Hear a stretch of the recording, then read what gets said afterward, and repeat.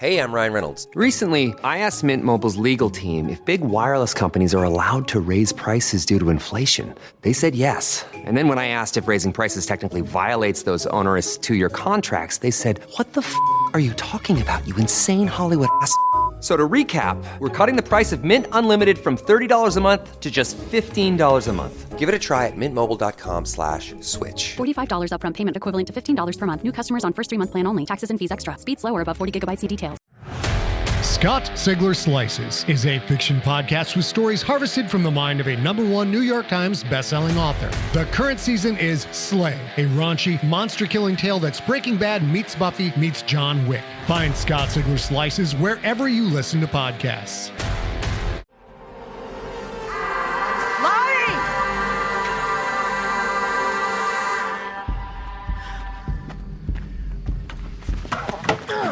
It's okay.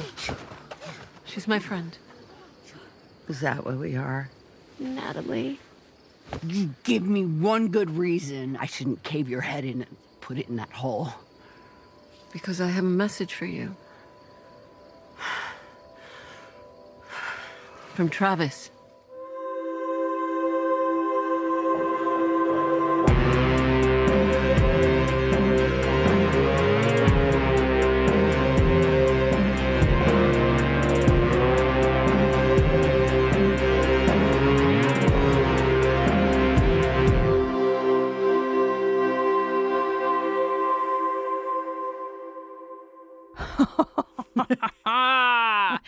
Hello, and welcome back to Doom Coming, a podcast where we're watching and discussing every episode of Yellowjackets one by one, spoiler free. McDonald's chicken nugget department. I'm Jenny Owen Youngs. Jenny, cut my life into pieces. This is my last resort. Suffocation, no breathing. Don't give a fuck if I cut my arm bleeding. Oh. I'm Kristin Russo. And this week, we're fucking back. You've waited. You know what? We've all been waiting, okay? We've been waiting and waiting for season 3. And that means we've also been waiting and waiting for our coverage of season 2. And we're finally here. We're finally doing it. We are talking about season 2. Episode 1, Friends, Romans, Countrymen. They should have called it Best Friends. Good friends. Country friends. Good friends, best friends, ex-wives. Okay, who wrote this? Who directed it? I got facts for you on the director, so get me there. I'm excited about it. Friends, Romans, Countrymen was written by Ashley Lyle and Bart Nickerson, directed by Daisy von Scherlermeyer, and originally aired on March 26th, 2023. So I already told you the first part. Daisy von Scherlermeyer is the director of this episode of television, and also her directorial debut was Party Girl, which of course is the 1995 Parker Posey classic, which I just watched with you and Jess like a few nights ago. What are the fucking odds? I know. I really gasped. And then get this. Her mom, and maybe you found this out when you did clicking. Do you know this? Is she a woman vocalizing eerily? She's not. Her mom, whose name is Sasha, was in the movie Party Girl, Jenny. And do you know who the fuck she played? The librarian? Yeah, she played fucking Judy. Wow, amazing. Yeah, so just incredible all around. I was very excited because I had never seen Party Girl. And so I just sneaked in under the wire with having some connections to this director.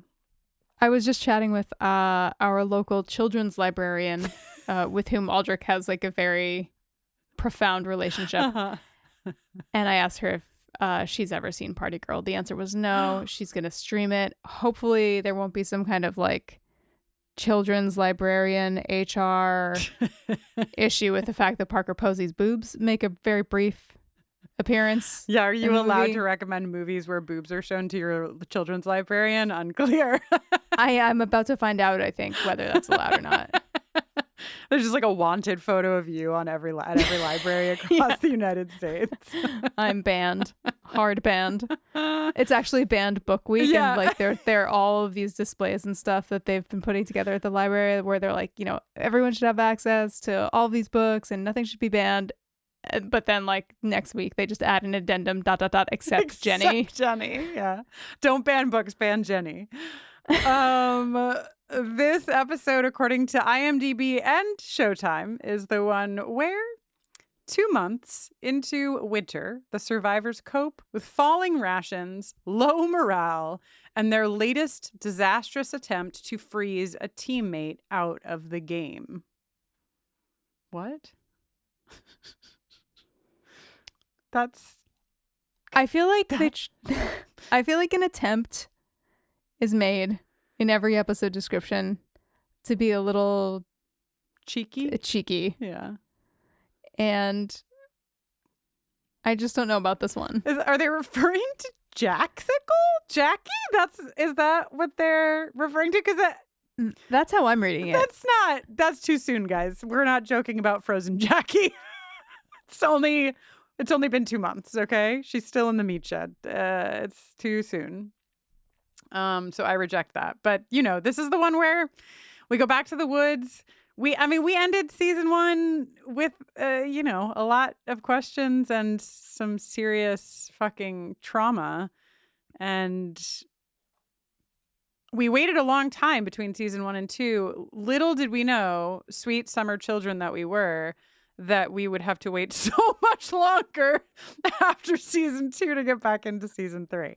But I'm hoping that this is the harbinger. You know, if we've begun season 2, it means we can only be so far from season 3 beginning. Jenny, I'm going to tell everybody what we're going to do, how we're going to walk through this episode. What are you giggling at over there? I was just thinking about how the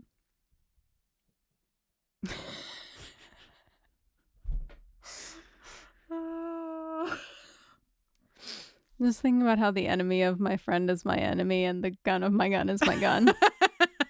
I thought it was the enemy of my enemy is my enemy and the gun of my gun is my gun. But I could be mistaken. Wait, no. The enemy of my enemy is my enemy. Listen, Kristin, I didn't come here on a scholarship for war strategy. Okay. Did you know it's a night taping? I'm doing the, like, you know, when you like put all your fingers together to shush somebody, I'm doing that at Jenny. What's happening? Listen, I'm going to tell everybody how we're going to do this. We're going to talk. Oh, okay. We're going to talk about the previously ons. We're going to give you everything in sequence before the credits because it is put together quite beautifully and its order matters and what have you. Then we're going to do the rest of 96 in the woods. There's not a lot actually that happens. I mean, there's a lot that happens in the woods, but there's not like a ton of scenes in the woods. Then we're going to go present day. Present day, we're going to break it out. We're going to do the Sudeikis. We're going to talk about Misty. We're going to talk about Ty. And of course, we're going to talk about Natalie. And then we'll end with some fucking cornflake girl montages. So that's what you have ahead. And Jenny, I wrote down as many of the beats as I could from the previously. So with your blessing, I was just going to read all of those just in case somebody's tuning in. They've not seen the first season. By all means, I'm so excited. Okay, here we go. The girls are going to motherfucking nationals. Their plane crashed. They found a cabin. Nat and Travis are fucking. They're also hunting. Nat, adult Nat, was in rehab. She lost her purpose. She loves to say, "Hello, Misty." Do you want to say it? Do you want to kick us off by saying the full You can't line? just like it's gotta be come natural. from my heart. I felt like I was stepping on your toes, but I didn't say the full thing because they don't use the full thing in the previouslys. Thaisa is elected to state senate. Simone finds Biscuit's head in the basement. Thaisa's been eating dirt again. Sammy, her son, knows. Travis was murdered. The girls are being blackmailed by Jeff. LOLOL. There's a wolf attack in the woods. We meet Skeleton Buddy. Laura Lee explodes. You must spill blood. Adam and Shauna fuck a lot. Callie knows what's up. Shauna kills Adam. She says, I stabbed him, to Jeff. Misty poisons everyone that she meets. Ben is gay. Shauna says, run. Misty kills Jessica, the reporter. Lottie kills a bear. Jackie knows Shauna was fucking Jeff, and they fight. Jackie freezes to death. Nat is kidnapped. Who the fuck is Lottie Matthews? Wow, what a thrill. What a thrill to be back in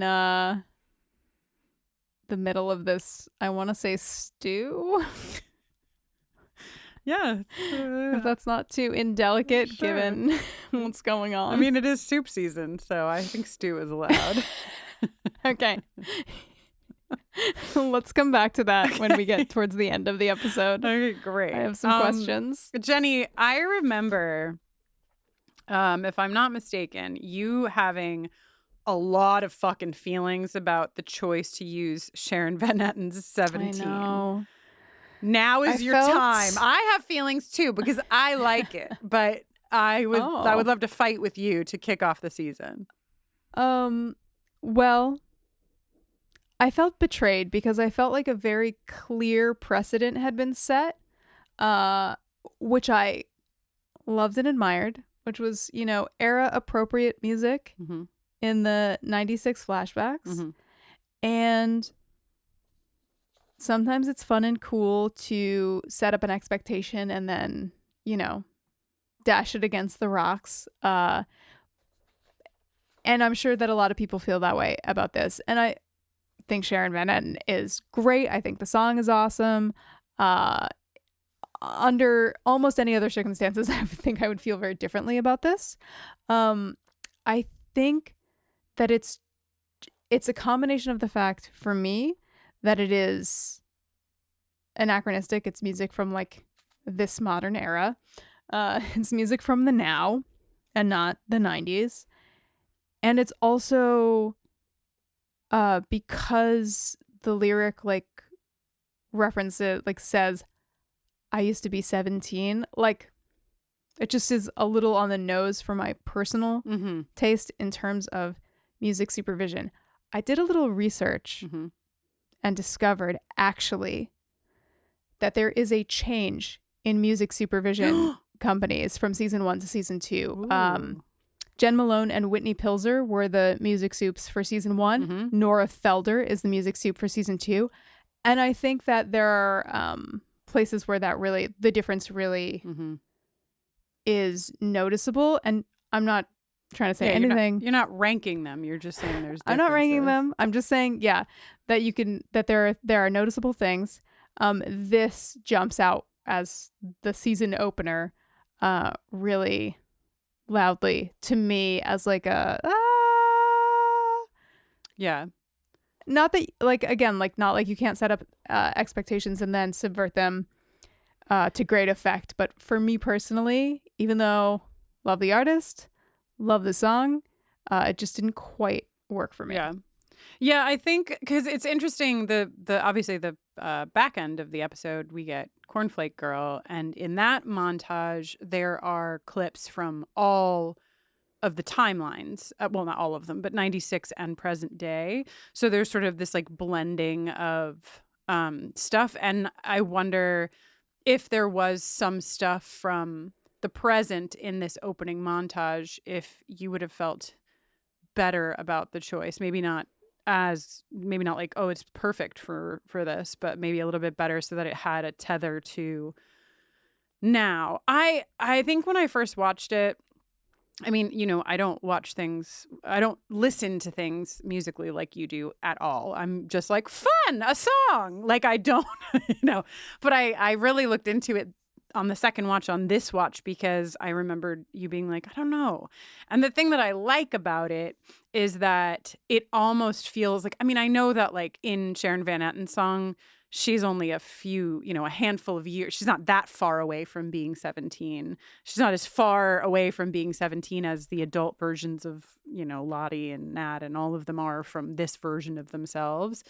But I sort of read it or listened to it or what have you this time as we're looking at them as they lose. I mean, they've lost so much of their innocence already, and they're just gonna, spoilers, they're just gonna keep losing it as the time goes on in the woods. And so even though we didn't get present day scenes, I sort of saw it as this hybrid of like, you know, them looking back, like them thinking about these moments from long ago. But you know, I love to just fit things into little pockets. So Okay, I do want to just toss out that when 17 came out, Sharon Van Etten was like 37, 38. oh, so she was close to their age. Okay, so yeah.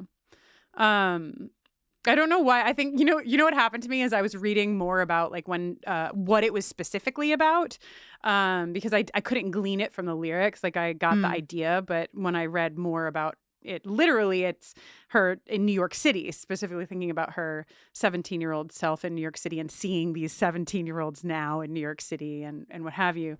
So I think in my mind I just made it me in my like 20s looking at people, you know, my late 20s looking at people in their late teens thinking whatever. So I changed it for Sharon Van Etten, but yeah. So I don't know. I always defer to you on things like this, but I like it. I'm happy that it works for you. All right. So in this montage, we see a bunch of things. It's like fucking winter. I feel like is the like we That's kind saw of the winter. headline. Yeah, this is like deep, buried in snow winter. The fire's burning. They're all sleeping. I'm surprised, honestly, that they're not more huddled together. But I guess since they have the fire, it's like they don't need to sort of like press all their bodies together. But Ty and Van are tied together at the wrist because, of course, in season 1, we saw the beginnings of Ty wandering and eating dirt and other such stuff in the woods. And then Nat and Travis are up. They're up early. They're up early to stuff their shirts with girly mags. And they've developed a bit of a ritual, or Lottie has developed a bit of a ritual, where she marks their palms with ash, wafts smoke over them. It's like, I'm like, what are they, about to become squires in the Brotherhood of Steel over here? And then puts her blood in out freaks. Brotherhood of Steel said, is somebody gonna match my freak? And Lottie said, hold my cup of blood. She puts her blood in a cup of liquid that they drink from. Yeah, I like that Nat does it, even though she's like, fuck this Wicca bullshit, but she still does it. Because Lottie's like, can't hurt my help. Yeah, you might not be meeting with success in terms of bringing back food, but you are coming back alive. And she's like, okay, solid enough point. I'll drink more of your blood, Lottie. What this really highlighted for me is how poorly I would do in the wilderness with no coffee and also no contact lenses. Ooh, but you'd have your glasses with you, but you would never be able to. Well, you would. You were going to nationals. You'd have to bring them. Oh, yes, I was. Packing list: cleats, glasses, Letterman jacket. I love. There's some like real. I don't know. There's like a moment of dichotomy that I loved when. I love that they're stuffing their clothes with magazines. I just feel like that's a touch that works really well, and it's just like really puts you there. But I also just thought that, again, sort of to the theme of Sharon Van Etten looking back at her 17-year-old self, I just thought about the first time that they found those Playboy magazines and they were like, LOL, Playboy magazines, and then cut to season 2 and they're like literally using them to survive the cold as they like hunt for food to try to live. Yeah, very simpler stark times. contrast. And then they leave and Lottie does a little doodle. She does a little Faith Lahane little fog over the window, but she does not draw a heart with a stake through it. She draws Triangle My Buddy. friend and yours, Triangle Buddy. Welcome back. Welcome back to the chat, Triangle Buddy. It has been a minute. It's been a while. It's been a while. So I have to say, I didn't rewatch all of season 1 all over again. And there are certain things that I will admit I'm a little bit fuzzy on. Like we know, I just like Lottie, and maybe you are too, and maybe you're not. But when Lottie drew Triangle Buddy on the window, I was like, okay, where are we with Triangle Buddy? Like, I know we've seen this symbol, but like, is this sort of the first time that Lottie has drawn it on something, or somebody has like someone from the team has utilized this symbol? I think it is, but I just want to check in with you so that we can both be fools, or you can help me. Okay, Jenny's face says, well, we're going to both be fools. What do you think? I don't think that she was drawing this Triangle Buddy before we left season. Yeah, one. I think they've seen it a bunch, but I don't think they have been deploying it themselves. All right. I'm oh so my God, scared Jenny. that we're about all the emails we're about to get. Bufferingcast hello@bufferingcast.com. I give them the wrong email address. Goodbye at bufferingcast.com. We have another timeline. Holy fucking shit. The world lost its mind with this scene in 1998 because it gives us, this is very the Ocean 8. What were they called? No, that's the Oceanic. Oh, yeah. You're thinking of Ocean's 11 for women.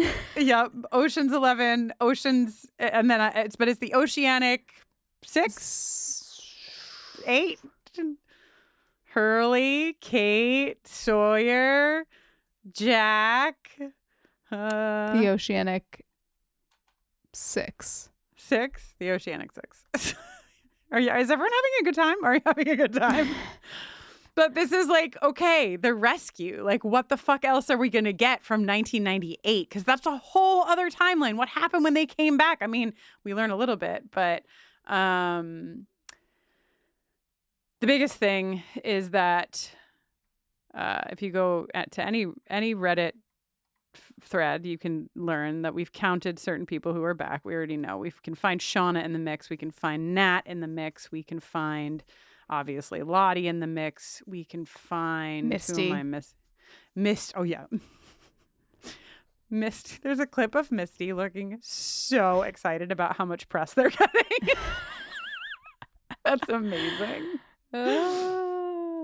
And then we go to Lottie. It's really about Lottie, why we're here, and I learned a little bit more than I knew about electroconvulsive therapy when this aired, and then went back into some of the threads from discussion and stuff, which is basically that, electroconvulsive therapy is something that happens and has been incredibly helpful for many people, including some of our listenership and, people who really were discussing this in many threads. But, as is the case with so many things related to mental health and other issues, it is really dramatized in media. And that is really harmful because, to me, before having ever known this, I would have been like, oh my God, that's terrifying. I would, I'm sure that they don't do that anymore because it looks so awful the way it's portrayed. Yeah, it's hard to watch.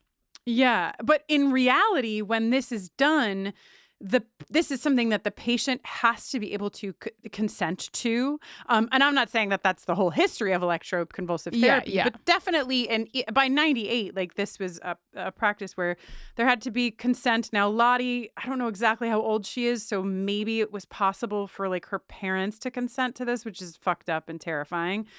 But you're also under anesthesia when this happens. You're not fucking wide awake when this happens. So there's a lot of other detail there, but the long and short of it is just like, this is exactly what we were all shown as kids of the 90s. Are you kidding me? Girl Interrupted. The amount of times we saw something like this to like sort of scare the shit out of us is, you can't even count the times. And it does a huge disservice to a treatment that, again, I'm just sort of paraphrasing some stuff from some of our listeners. And I also I found a Reddit thread from a viewer who wrote about their experience with electroconvulsive therapy and, talked about this a little bit. And I'll link the Reddit thread. I'm sure you can find other articles and things like that. But if you want a first person account of going through this and what media portrayals do, I'll link it in the show notes for you. Did you know that I have an ECT song? I don't think I did. You have so many songs, Jenny. So many songs. What is your ECT song? It's called Sleep Machine. Okay. And what I would say, what I would really call it, what I would really label it is my bell jar song. But there is a good amount of electroconvulsive therapy in the bell jar, and that is like primarily what it's concerned with. Okay, so the verdict on, the verdict on how ECT is portrayed it's bad. But the verdict on what it does for Lottie is kind of out, because we get this like one scene with her in 98 where she's literally just down the hall from Angelina Jolie and Brittany Murphy. For sure. Winona. And she calms her roommate down by putting her hand on her roommate's chest. And she says, they can help you like they helped me. But then we like hard cut to the present where Lottie is like, no one can help you actually except for yourself. So I'm sure we'll learn more about the interceding years there. But we're in the woods. We're at Camp Triangle Buddy, and everyone's wearing purple. Yeah, you know who the fuck was wearing purple in the previous Leons? Who? Natalie. In the scenes with this was my one like holy shit moment that I had watching the first episode of the second season again, because I was like, wait a minute, Nat is wearing like deep purple when she's at the rehab center, which Taissa we know paid for her. And she's talking about, basically where she leaves when she goes to get her gun and fucking say hello, Misty. But I just thought that is this very specific choice that Nat is in purple. And then we go to this camp of Lottie's and everyone is wearing purple. So it's in my little gurnal. Is that what we have here in this podcast? I think it's a gurnal. Oh, we have a gurnal, all right. What I would say, sorry, I just wanted to like look up pictures. I just wanted to look up pictures of Natalie at rehab to get a look at the color. So the one thing I would say about this is that this is like purple, and what everyone is wearing at Camp Triangle Buddy is really more like lavender-ish. So just things to keep in mind. If you're going to have, I'm just thinking like if you're in the writer's room and you know that you're going to have Lottie running a camp where everyone wears lilac or lavender, to choose to have Natalie in decidedly purple attire, it just feels like something. So I'm putting it, you don't have to put it on your board, but I'm putting it on mine. Okay. So all right, you find yourself in the woods. You've signed up for something because you're trying to fix your life. And this is what you hear. Right now, there is a version of you that knows exactly who you really are and what you really want. A primal, elemental self. And there is nothing more painful than hiding that self. We want to blame the world for our pain. The parent who didn't support us, the lover who didn't love us back. But the truth is, we are the ones making ourselves sick. And the rest of it doesn't matter. It doesn't matter, right? Because it isn't real. It isn't real. Okay. I have some thoughts. Please. I like Simone Kessel. Mm-hmm. I like Simone Kessel in this role. Mm-hmm. But I don't feel as hypnotized as I want to feel right here. And I think I've been thinking about it since season 2 premiered. Yeah. And I think for me, like a big part of it is towards the end of her speech here when she says the rest of it doesn't matter. It doesn't matter, right? Because it isn't real. And I feel like the choice of adding that right question mark feels wrong question mark. And maybe I'm looking for something that the show's not trying to tell me. But I'm expecting, especially like what we see in the opening montage and like where it feels like things might be headed with young Lottie. Like I just Right. feel like, Right. you know, it should feel more. I want to feel more entranced, just a little bit more entranced. Yeah. Yeah, I'm gonna save some of my thoughts on this for our What's the Buzz segment, which, in case you've forgotten, towards the end of the episode, we have a What's the Buzz segment where we talk about things past this episode. Because I feel like I will say this. I know I started exactly where you're saying that you began. And so inside of this episode, yeah, I would say Lottie, I mean, I guess there's also, not to bring Sharon Van Etten back into this again, but like there's also the distance between the way that you move through Lottie, in 96, Lottie is really having what can only be like the second time in her life that she's experienced some of the like visions and the peace and whatever she's experiencing. Because she's been medicated from the time that she was a small child. And it's only in, again, jury out on, is it, medication and lack of medication, or is it supernatural things happening in the woods? Is it both? We don't know.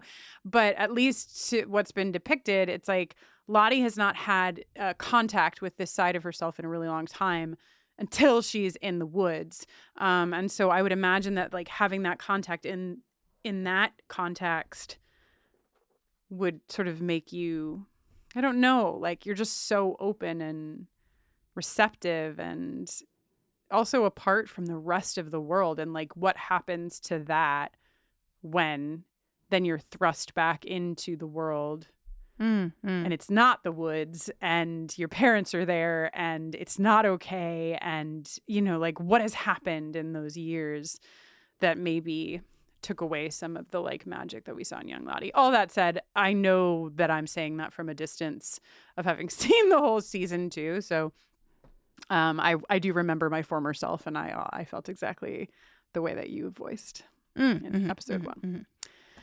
Okay, so we get one last scene before we hit the credits, which is back to 98. This is an incredible scream. You know how I feel about screams.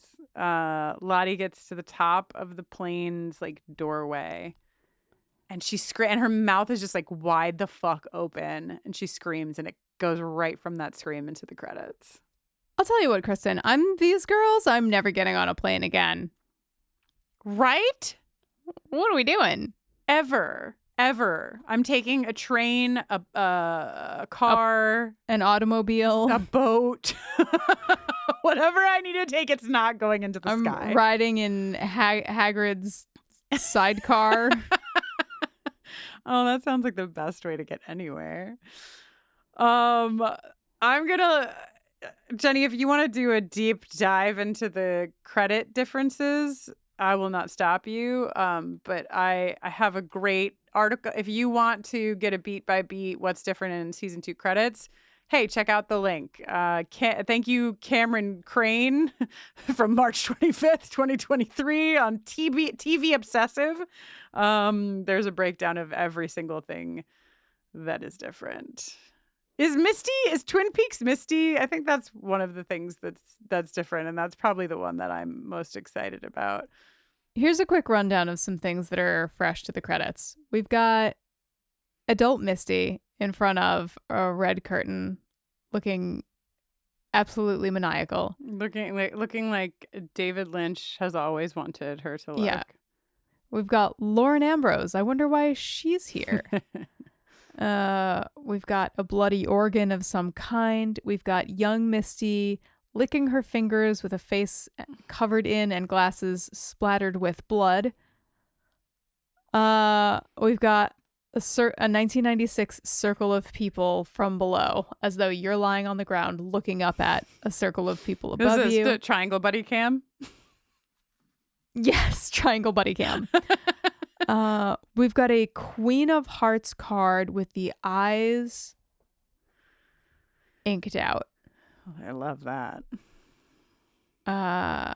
We've got some of the 96 Yellowjackets in winter gear, seemingly maybe charging with weapons held aloft. There's like a hatchet and something that can't possibly be a sword, but kind of looks like one. There is the sort of like topographical map that we're going to see later in the episode. Wide shot and also detail. There's the man with no eyes. I hate him. Lingering about in the pine trees, snow-covered pine trees. Guy smoking, maybe. Adult Nat smoking. Someone in a sort of gold metallic mask of some kind. Yeah, there's like a lot of opinions on this article about like, is it like the masks from the animals? Is it like blah, blah, blah? In my mind, I'm like, that is just simply a face mask for great skin. So Yeah, that's someone who's concerned about looking their best. Like, that's just Jeff, you know? Yeah. There's a Sadecki family photo that looks like maybe it's got some blood splattered on it. And then a wood frame that seems to be just covered in like chunky blood. Ew, don't say chunky blood. Sorry. So when I asked you if you were going to take us beat by beat and you said no, and I said, well, then I'll include the article, what you meant was I am going to take us beat by beat. Yeah. Are we friends Yeah, still? we are. All right. Time for the rest of what happens in 1996. You know that feeling when you're playing MASH in the meat shed with your best friend who's frozen because To death. To death, because you have a lot of feelings and you haven't really found a way to process them? Yeah, no, that's what I was doing right before we got onto tape. Cool. Wow, I didn't know you had a meat shed. Incredible. Not a lot of people do. Really just the ones that end up out there. So I would like to say in season 1, we saw adults, Shauna and Jeff, go over to Jackie's parents' house and they went upstairs. Well, Shauna went upstairs and she was looking through Jackie's diaries and there was stuff that was not from 96 and there was a whole hullabaloo. And I think that I said that I felt like Shauna was probably just kept writing in Jackie's diaries, and I feel that I have been proven correct in this scene because she is literally writing in the diary. They're playing MASH together, ? And I'm gonna guess that Shauna keeps up this practice for some time. Yeah. Right again, as I'm always saying to you. Always, you know me, sharpshooter Russo. Predictions, a go-go. So Shauna's living in this is almost exactly correct. She's living, the only thing that's wrong is the apartment, right? She's living in an apartment in New Jersey. She's a stay-at-home mom. She has Does she have $1 million? No, but she could. Jessica told her she could. She turned it down. So technically, MASH didn't know she'd turn it down. Right. And she's married to Jeff. So apart from the apartment house thing, I feel like it's pretty spot on. Shauna's all about living in the moment, she tells her dead, frozen best friend. Oh, God. This is great. This is one of my favorite things about season 2, that they have Shauna hanging out with the Jacksicle. And also pregnant. Like, there's just so much happening in the meat shed. Like, truly. Yeah. Layers on layers. Drown by Smashing Pumpkins is playing in this scene, and it is great. Great choice. No notes. Great. Feels awesome. Drown is not a song that I'm as familiar with. That's one of my favorite things about it. Right. It's just great. It's just creating a gauzy kind of atmosphere. It's like doing exactly what needs to be done. You're like, that is Billy Corgan. Scene. But it's not. Not even. I was just like, that sounds like the 90s. That sounds exactly like the 90s and not in a way that could be faked. Yeah, totally. But also, like, I feel like one of the things about the music supervision in season 1, like, that this is kind of like playing against, is that like sometimes the hits were so massive And that, you know, they could take up a lot of space in a scene. Whereas this is just kind of like filling in. This is like in science class when the teacher puts the rocks in the glass and is like, is it full? And all the kids are like, yeah. And he's like, oh, but I'm going to put sand in here and it's going to go in all the holes. And then he's like, is it full now? And they're like, yeah. And then he like puts water in it. And he's like, ah, ha, ha, ha. Love just like slapping the metaphorical basketball out of children's hands with scientific knowledge. And then he looks up from the glass that now has stones, sand, and water in it, and his face is smooth as an egg. His face is smooth as an egg, and the entire classroom is populated by frozen dead children. You know what? We're available to write in your next feature film that you'd like to produce. Just call us. We'd love to help. All right. So before all ear breaks loose in the meat shed, we get an interior of the cabin. Ty and Van establishing themselves once again as the queers in the cabin are playing table football together. Ty sees that Van's wrist is like all burned from the rope and stuff, and so, you know, we get a little bit of this like Ty doesn't want Van to be doing this. Van is like, fuck you, I'm doing this. And then Van says, maybe I just want you to tie me up. You ever think about that? And Thaisa is like, shut up. A good moment. This is a believable moment. For me, knowing that Ty like doesn't want them to know, but also, oh my God, what did my girlfriend just say? I also, really enjoyed it. They all already know. Do you think? Obviously, you guys are fucking right upstairs in front of God, Triangle Buddy, Skeleton Buddy, and everyone else. They smooched in front of everyone at Doomcoming. The namesake of this very podcast. Thaisa has a lot of internalized homophobia to work I through, know. You know? Listen. Who doesn't? Akilah has been recast. I even sent a carrier pigeon to Joanna Robinson on this one because I couldn't find anything online about like the reason for the recast. And I thought if anyone knows, it's Joanna Robinson, and she didn't know either. But last season, Akilah was played by Kia King, and this season she's played by Nia Sondaya. We loved Kia, and I don't think it's a spoiler to say that Nia does a fucking amazing job this season. Yeah. Smuggest bitch of them all, Mari. Love to see her again, you know?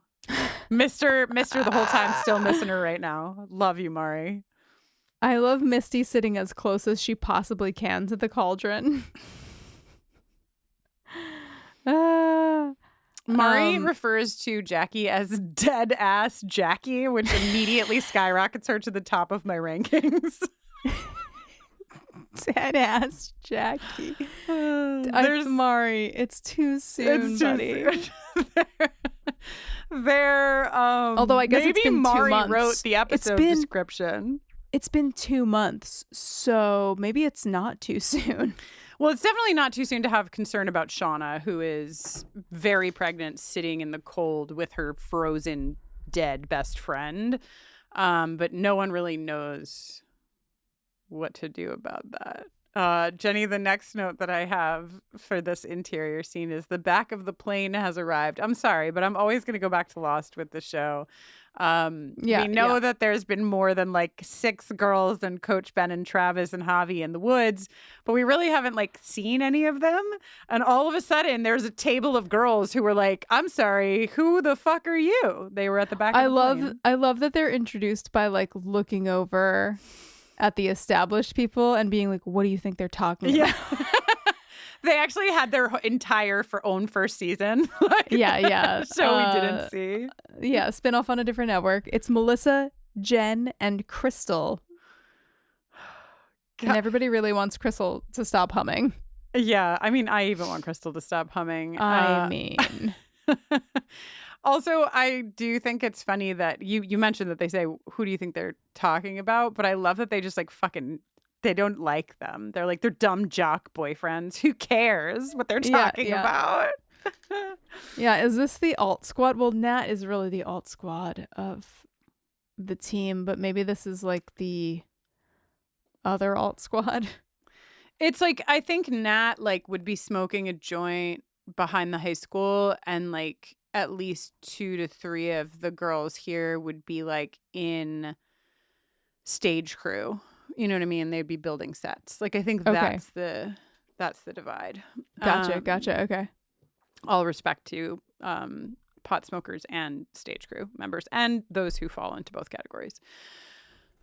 In the meat shed, this is the sound clip we opened with. Jackie wants to know how things began with Jeff. But of course, it's really that Shauna simply wants to confess everything to her friend so she doesn't have to be riddled with guilt that will carry her for that will be with her for the rest of her whole fucking life. You know, I think we already know based on season 1 that this is not effective. She's definitely not. She's not healed from this at all. No. Can I just say, Ella Purnell is such a delight. She's so great here. We just spent 8 supersized episodes talking about her on Fallout, and it's great to be back with her for a little Jackie treat. Mm-hmm. I just think she's doing such a great job. Yeah. Also, what was the inciting incident? They were at a party in Homedale, New Jersey, which, Kristin, is home to the Dell. to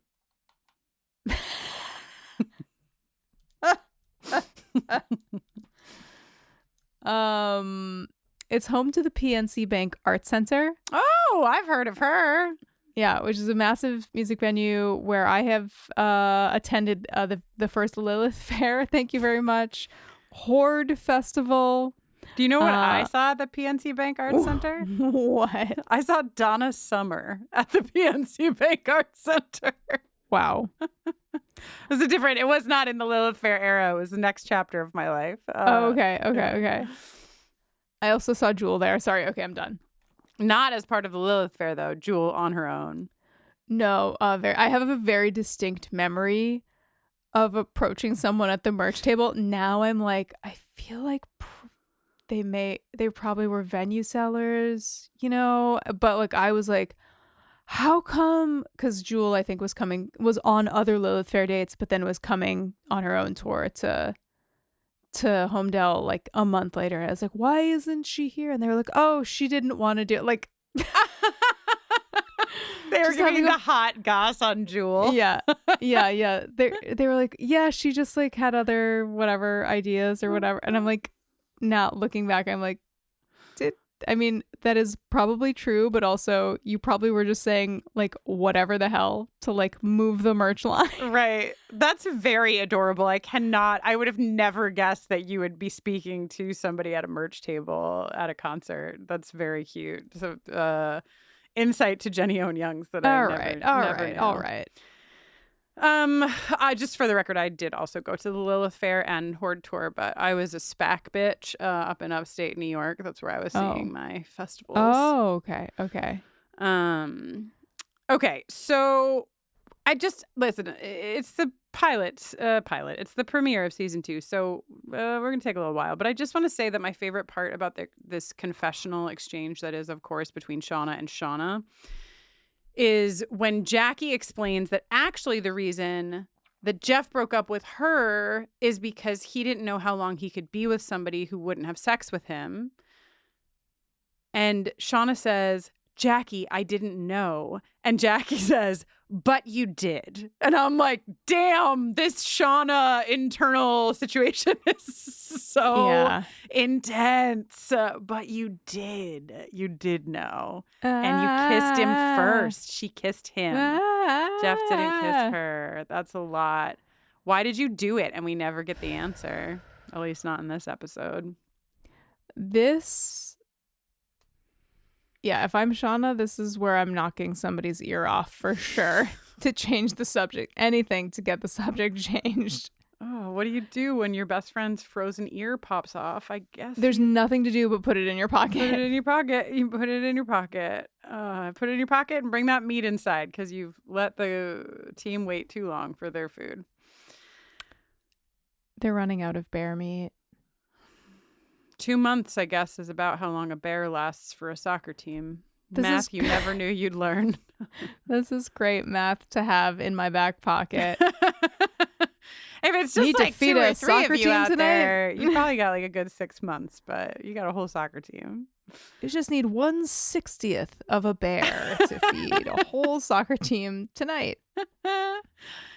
Okay, so Nat and Travis, they're not part of the problem, but the scarcity of alive animals is the problem, and so they're out in the woods looking for food, but also Javi. I don't know if you remember in my previously on recaps, Shauna said, run, but that was to Javi, who ran and simply never came back. This is heartbreaking. The actor who plays Travis is fucking incredible in this scene, and I think really this entire episode. He thinks he sees Javi and it's just a wolf. And like Nat with him is also just really heartbreaking because she's not saying like enough is enough. It's been too long. She's just trying to be like supportive and sympathetic and like, you want us to wake up earlier so we can go even farther to keep looking for Javi? I will wake up earlier with you and keep going further out into the woods. It's really beautiful and really sad. Kristin, I agree with you about the gravity of the situation, but I just want to issue a correction, which is that it's a fox, not a wolf. Oh, I even have fox written. I'm sorry. looking at your notes and I'm like, what? Yeah, Whoops. She marks a tree with a red strip of fabric before they head back. Shout out, I think we may have already shouted this out season 1, but in addition to the Playboys as insulation, the use of the plain seatbelts in Nat's costuming is also so fucking amazing. Oh, yeah. Okay. Shauna's, she's taking the ear out of her pocket. She's just standing upstairs. She's just looking at the ear. Everything is fucking fine, you guys. Don't worry about it. She's just having a little look. She's just communing with her dead friend. Do you think that when she's staring at the ear really intently, do you think someone yelling dinner as she's doing that plants any kind of seed in her mind? I don't think so, Jenny. I think whatever journey she's on is entirely inside of her own soul. I don't think that there's any external influences. Okay. I don't think she eats that ear because she's hungry, but we'll talk about that later. Oh, sure. Misty is like inside. I feel like that's part of it, but okay. Misty's like inside the soup bowl, and everyone is like, "Get the fuck away from the food!" You little everyone freak. is like rolling the newspaper up, ready to just give her a little bop across the nose. Misty, get out of there! She's like, "It's not like I'm gonna poison everyone." ... Again.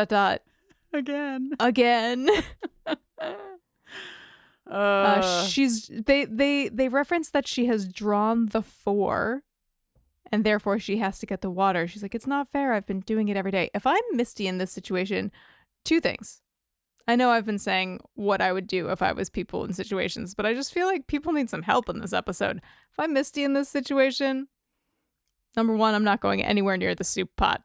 Number 2, I'm doing whatever the fuck I can to not get voted out of the cabin. Seriously. And even if I wasn't Misty, like if I'm anyone, even if I didn't try to poison everybody and all the shit that I did, Nat and Travis are going out in the fucking butt crack of morning, freezing their asses off all fucking day. You can't Isn't that the title of your recent poetry collection, In the Butt Crack of the Morning? Yeah.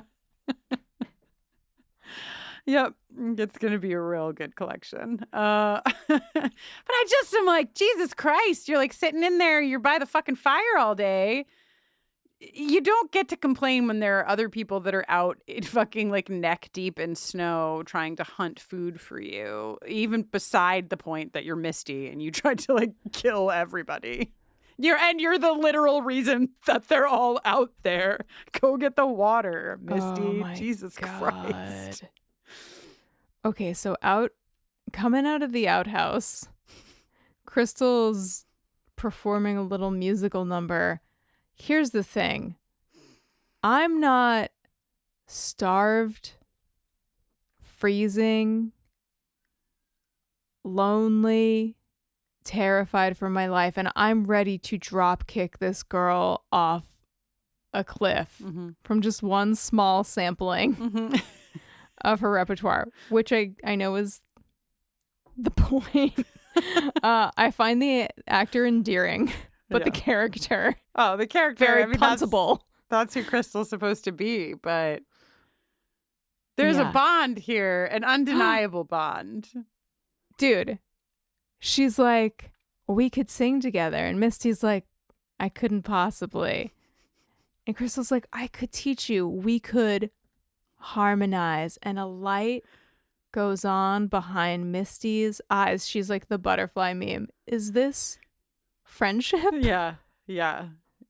Also, and I'm really sorry that I have to bring this into the conversation, but there was a scene in Bear Down. I'm so sorry. I know. I'm so sorry. But there was a scene in Bear Down where Misty is with Ben, who cannot take a shit.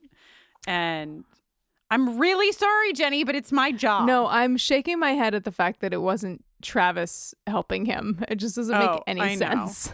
Carry on. And Misty is basically like, I'm going to sing because that'll help you. And then fucking out comes Crystal, who's like, sorry. And I regret to say the line that was written, but she says sometimes singing helps grease the skids. And I gotta go. I just feel like I have to get out of here. I have to leave this taping immediately. You know, we at least know that they have one thing in common, okay? Yeah, I guess. But I wish I didn't know. I'm sorry.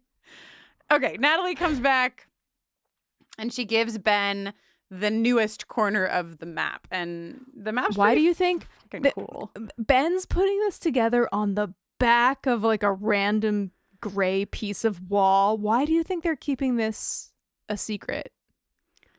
I honestly don't know. I have no theories about that. But it feels like Nat and Ben have some kind of, well, they definitely have some kind of bond, but they also, I think, are very unsure about the trustworthiness of like everyone else. And so I feel like they're just applying that universally. Like what they're doing is what they're doing and they're not bringing anyone else into it. Mm-hmm. You have any theories? I mean, the simplest thing seems to be like, let's not get let's be proactive, but let's not get anyone's like hopes up. Yeah. Also, I guess if other people had access to the map, it's possible that like somebody might be motivated to like go out and try to get somewhere. Yeah. If they felt like they had like information that would help them do that. 7 miles in each direction they've covered and they've plotted, which is amazing, but also devastating because I just feel like there's like 700 miles between them and anyone else. So they have like a brief exchange about how there's no conceivable way that like Javi is still alive, but they can't say that to Travis. And then Travis and Nat are sitting by the fire. There's like a moment when she like kind of leans over to maybe kiss him. And he's just like, I know you think he's dead. Like he's not going to meet her where she's at. And she's like obviously fine with that to a point. But this boy is not okay. And he starts having a panic attack. But then just as we see her do earlier in the 1998 flashback, Lottie puts her hand on his chest and he like starts breathing better. He has a vision of the stump and the candles and stuff. And then, Kristin? He just relaxed. He calmed down, and I don't have a penis, but maybe that's what happens when you have a panic attack and you calm down. Please don't write in. One of my favorite things that we ever asked people to write in for was if you're a dude, do you check the bounciness of the bed before you fuck? Like, I feel like we got some really good shit from that ask.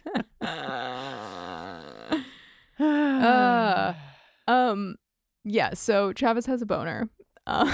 Just in case there was any confusion there. Everyone's like, "Whoa." And then Lottie tells him, "Your brother's alive. I know he is." And Nat is like, private meeting, please? What the fuck?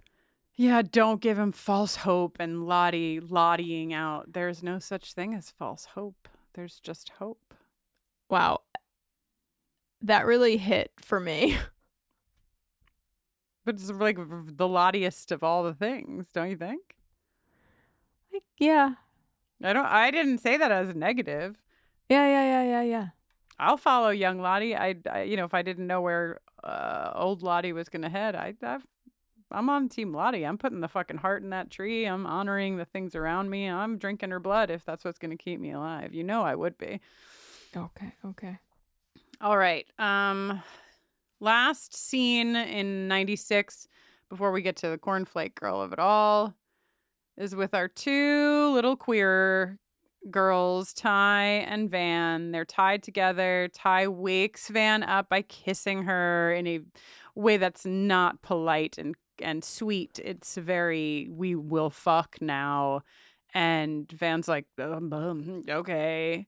And then Ty bites her lips so hard that she's like gushing blood. And that like brings Ty to. And she's like, we can't do this. This is like not okay. I'm hurting you. I've hurt you. And Van, still maybe my favorite character of all. Van, she's just like, you think I can't handle this? I'm not scared of you. I'm never going to be scared of you. This isn't you. It's just something happening to you. And like, we're going to get into the present day stuff, but like, obviously this is set up in direct contrast to Thaisa in the present day and Simone, and not that Simone doesn't have all of her own very valid reasons for being like absolutely fucking not, but that Thaisa is in the present day feeling incredibly isolated and feeling like the monster in so many ways. But back in 96, she had this connection with her partner who she loved, who saw that this was something happening to her and was not her. And that's powerful. Jenny, do you want to talk about how they say they love each other for the first time? How many times have you, upon the occasion of telling someone you love them for the first time, did you do it by writing it in your blood on their body? Well, 3 out of 4, Ballpark. Actually. You were the only one I didn't do that to. Oh, now so I feel sorry left out. That you have to find out this way. Yeah. No, 0 times, but this is gay. This is actually, if there is a word for something that's like beyond gay, sort of like exponentially gay. Yeah, gay to the nth power. Yeah. She uses that blood. She writes, I heart you. I definitely have written, but I don't think the first time I ever told somebody I loved them, I did that. But like, I definitely know that I've like traced it on like my partner's back or like whatever, because you know what? I am also gay to the nth. You're quite gay. Degree. And I love Van. I love Van in this fucking scene because she's just like, she does it and then she's like, you're leaving me hanging here, lady. Like, she's just so like chill and cute and sweet. And Ty says she loves her too. And she's like, I didn't hear you. What was that? Could you say that one more time? It's fun and adorable and I love it. I agree. I mean, yeah, Van's the best. Van's the best. Yeah, Van is the best. A new year means new opportunities, and if you've been thinking about starting your own business, let this be your sign to take the leap. Of course, this decision comes with a lot of questions, like, how do I get started? How do I come up with a brand? How do I sell stuff to people? What am I even going to sell? Well, if you have all those questions, you can take a deep breath, because Shopify's got you. Shopify makes it simple to create your brand, open for business, and get your first sale. With Shopify, you can get your store up and running easily with thousands of customizable templates. No coding or design skills required. All you need to do is drag and drop. Their powerful social media tools let you connect all your channels and create shoppable posts to help you sell everywhere people scroll. And Shopify makes it easy to manage all the details, like shipping, taxes, and payments from one single dashboard, allowing you to focus on the important stuff, like growing your business. The best time to start your business is right now, and with Shopify, your first sale is closer than you think. Established in 2025 has a nice ring to it, doesn't it? Sign up for your $1 per month trial period at shopify.com/realm, all lowercase. Go to shopify.com/realm to start selling with Shopify today. Shopify.com/realm.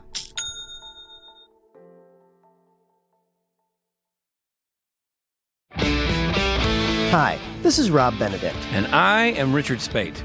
We were both on a little show you might know called Supernatural. It had a pretty good run, 15 seasons, 327 episodes. And though we have seen, of course, every episode many times, we figured, hey, now that we're wrapped, let's watch it all again.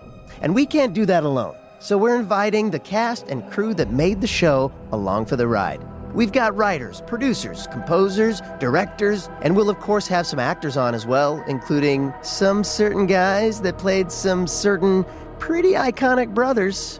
It was kind of a little bit of a left field choice in the best way possible. The note from Kripke was, he's great, we love him, but we're looking for like a really intelligent Duchovny type. With 15 seasons to explore, it's going to be the road trip of several lifetimes. So please join us and subscribe to Supernatural then and now. Welcome to the ultimate social deduction game, Blood on the Clock Tower. The evil team must stalk the streets at night, hunting down members of the good team one by one. Meanwhile, the good team must outmaneuver the evil team using their unique abilities. I'd like to kick things off by telling you all that I'm possibly the demon. Our players can mislead and manipulate others with absolute freedom. I didn't like hearing my name in the same sentence as demon. That was very upsetting for me. Emily and I will be your storytellers, guiding you through every labyrinthian twist and turn. How are there so many evil players in this game? What's happening? With guests from No Rolls Barred, the Pandemonium Institute, and Oxventure, you won't be able to stop listening. Go to realmspod.com/clocktower to find out more. Oh my god. Are you ready? It's time to take a leap forward in time. Here we go. Present day. There's a fucking cookie cake. Let's go. We might be in present day, but we still have the cookie cake of 1996 that we've always dreamed of. It really feels like everybody's having the most fun when they're writing for Misty. Yeah. Oh my God. And Christina Ricci. This is just... We're not going right to the motel, but when I can't explain to you how much fun I am going to have when we get to the fucking motel with Misty and Larry.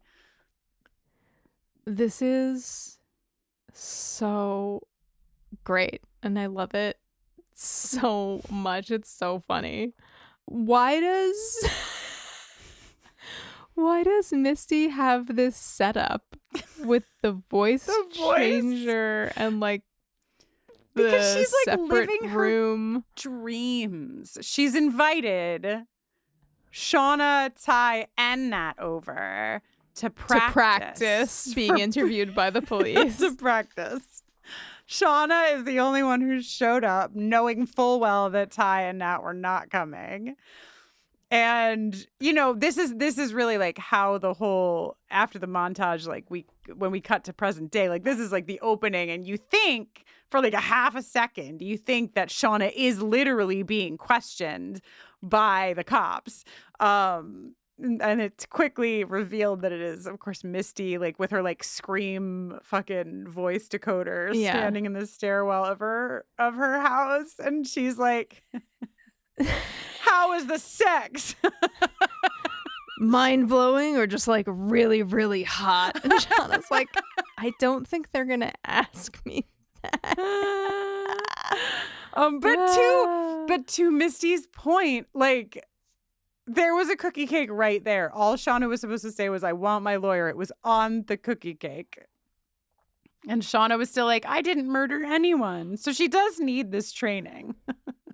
I like Shauna's, I didn't murder Adam, whoever. So she's like over it. She gets up to leave. And Misty's so upset because she made punch, Jenny. She did, and only Shauna came. So sad for the punch. She's going to send Shauna home with some punch and a ladle. Misty's got this nagging feeling. We missed something. I could feel it. You got rid of all of Adam's stuff? Yeah, yes, of course I did. You hesitated. No, I didn't. And your journals too? Yes. Like, answer too fast that time. Misty. Yeah, and she's not fucking wrong, as we'll learn. Shauna is a lot of things that I love, but she is not good at crime. She's so bad at crime. She's so bad at it.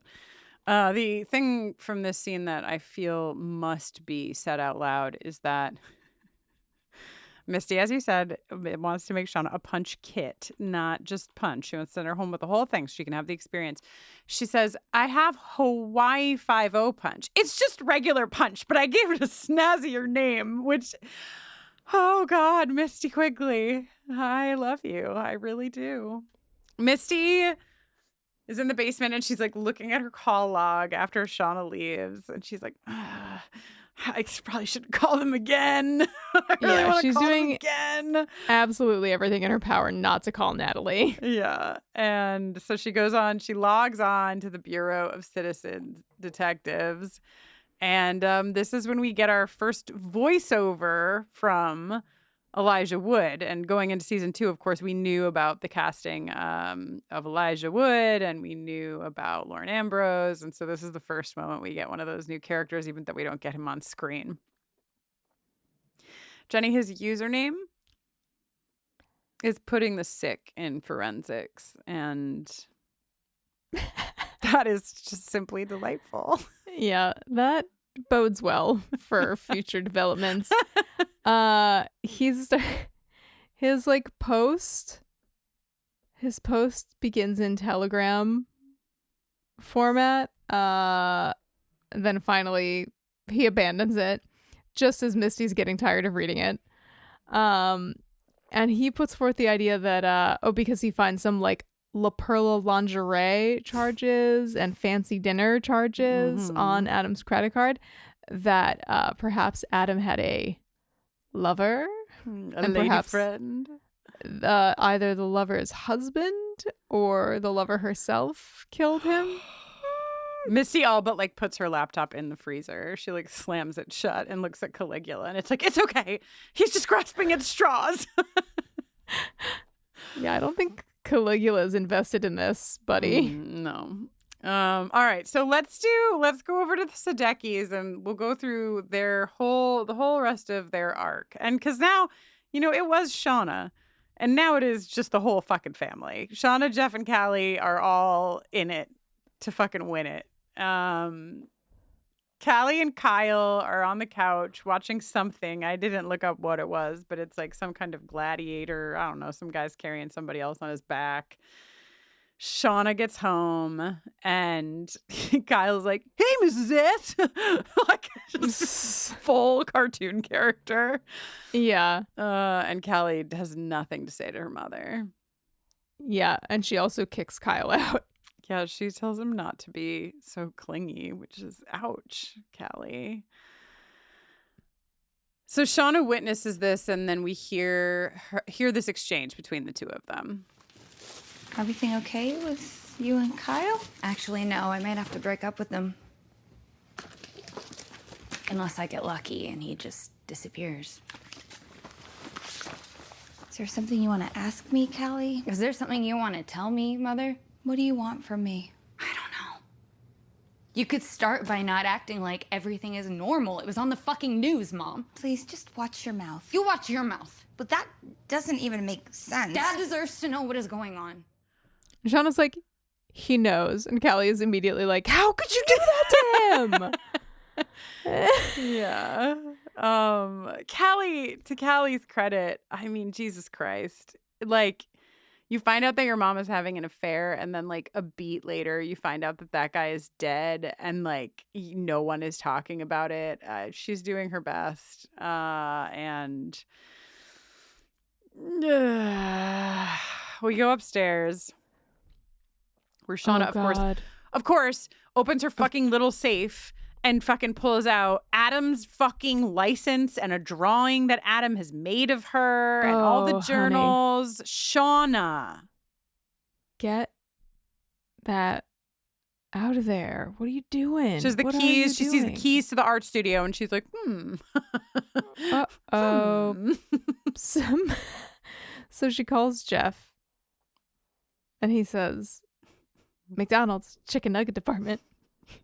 Because he's selling 6 pieces left like and it's right. his job. So last time we heard from Jeff about his business, it was doing very poorly. Suddenly he's selling lots of shit, and this is happening right after a certain wife of his did a little murder. Yeah. Do you think that the wilderness is pleased and is blessing Jeff's because she spilled blood? Yeah. Yeah, or I think Jeff is just like lost all sense of what is real in the world, and sometimes that just makes a better salesman. Oh, for sure. So Shauna tells him about the art studio. She says she doesn't know what's in the art studio, and then they go to the art studio to find out what's in there, and well, it's basically a shrine to Shauna. When they arrive at the outside of his door, Jeff smells chronic. Once they unlock the door and they've entered, Jeff says, "How do you get an art major off your front porch? Pay for the pizza." Just dadding out. In a very cool move. Number One Crush by Garbage is playing, but it is EQ'd in such a way as to sound like it's coming from like through like 3 walls away. Yeah. Like somebody's blasting it, but like behind multiple doors and walls. So it's like coming through like very muffled and stuff. That's very cool. It makes me feel like I'm in Adam's art studio. Yeah, it's great. And I love Garbage, so I was very happy about this music choice. Plus it feels like the kind of song that might be playing when you like fuck your wife on the art studio desk of her lover who has painted her, and you're looking at those paintings while you're fucking her. Like it just like if I had to pick a song, like this might be the one. Might be the one. Sure, I think it fits really well. Yeah, they have a little chat about some stuff. I write after this chat, now this is what we needed in couples therapy, guys. This is we're meeting with success. We didn't need to role play about buying armoires. We needed you to have an affair and then talk to him about how sometimes when you think about his tongue and someone else's mouth, you get turned on, and then everything's fine. Is it fine? Is that what it is? It's not. It's unhinged. It is unhinged, and that sometimes, Jenny, you know, the more unhinged something becomes, the better the sex gets. I'm not advocating for this, but I'm just telling you the truth about life. But there's also something that happens in Shauna's words that I think is important, because she says, you know, what are you thinking right now? And she says this, like, you know, I used to think about you with someone else, and I used to get turned on by it, and I used to think that made me some kind of pervert. And he says, what do you think now? And there's like a beat, and she says that I like being the way I am. And like something that I love about this show is, you know, that line in another plot line could be like, oh, so affirming, you know, like, oh, she really likes the way she is right now. And in this context, you're like, what does that mean? I don't know. So if you were a detective and you were investigating the possible murder and definite disappearance of a man who was an artist, who had an art studio, and you went into his art studio to look for clues, and you found a bunch of portraits with faces that had been scrubbed away with turpentine but were otherwise intact, would you be like, seems chill? Or would you be like, this is where I should kind of zero in? Yeah, I would definitely take a beat there, unless they turpentine everything and then it's just his art style. Yeah. But yeah, it's not great. And what do they do with the like ink portrait of her? Like, what do they just have a lot of work ahead of them. And if they're gonna fuck, they're all wasting time. And also, you're at the like, it's not the crime You're scene, just but like spilling your fluids about in this man's space, like trying to leave as much DNA behind as possible. I just feel like, you know. When I first watched this and she picked up the turpentine, in my mind I was like, they're burning the place down. Like that's what I thought they were gonna do. Just burn the whole place to the ground. Okay. Well, here we are at my favorite scene that I have ever seen in all of Yellowjackets. And I think that's true for a lot of people. It's like last season we got Jeff realizing there wasn't a book club, and it was our favorite thing. And this season we get him in the garage. I forgot about there's no book club. I mean, Jeff, is he the fucking MVP of the entire show? It is very possible that he is. It's like, it's young Van versus adult Jeff. Go. It's a cage match.